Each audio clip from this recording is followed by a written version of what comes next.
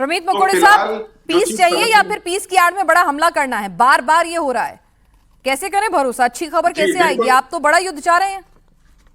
नहीं, बड़ा युद्ध नहीं। देखिए, नहीं, अमेरिका का madam objective is always clear. I think for last 1 month they are not talking anything difference. अभी मार्को रूबियो साहब अभी शायद इंडिया आए हुए हैं, तो you must be observing him closely.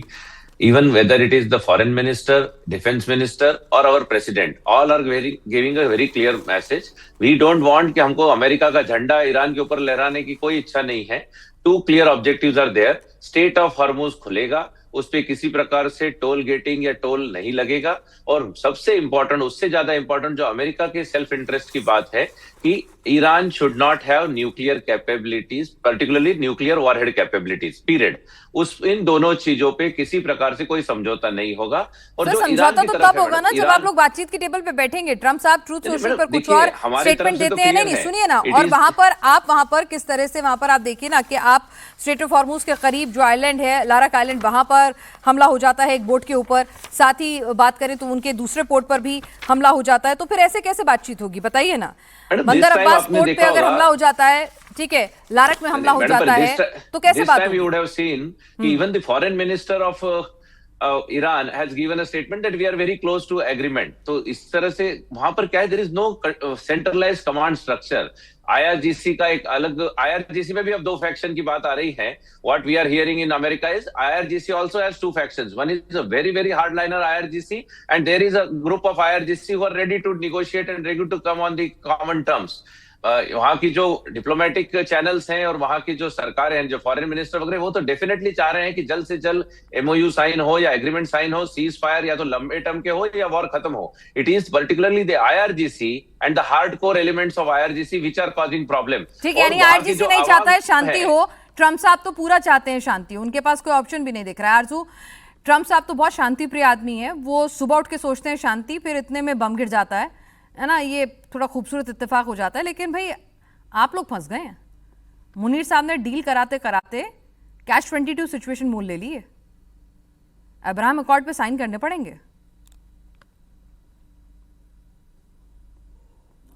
आरजू, आपकी आवाज अनम्यूट कर लें आप। हाँ जी, सॉरी।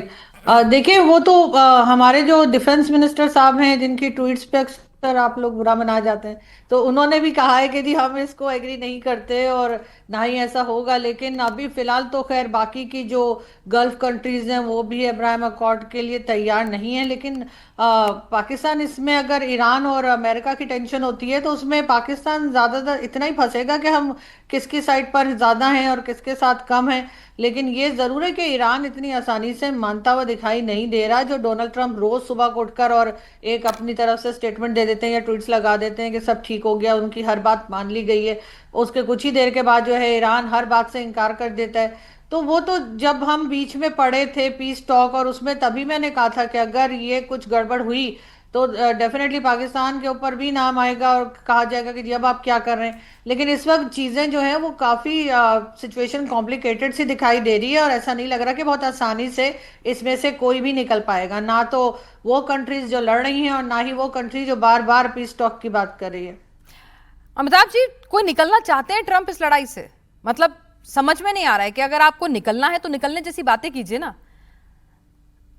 या फिर आईआरजीसी नहीं चाहता है कि युद्ध रुके? कई बार कहते हैं ना फॉल्स अटैक, ये शब्द से भी इनकार नहीं किया जा सकता। देखिए, ये फॉल्स फ्लैग अटैक तो नहीं है। ट्रंप साहब को ये लगता था, बेंयामिन नेतन्याहू को ये लगता था कि ये लड़ाई कुछ दिनों की होगी। कुछ दिनों में जब सारे उनकी लीडरशिप को वाइप आउट कर दिया जाएगा तो एक वेनेजुएला टाइप सिचुएशन होगा कि वहां के या तो राष्ट्रपति को हटा दिया जाए, या जो जनवरी में या दिसंबर में के अंत में शुरुआत हुई थी कि लोग सड़क पे आ जाएंगे, वैसा भी कुछ नहीं हुआ। जो राष्ट्रवाद की भावना थी, लगता है वो प्रबल हो गई।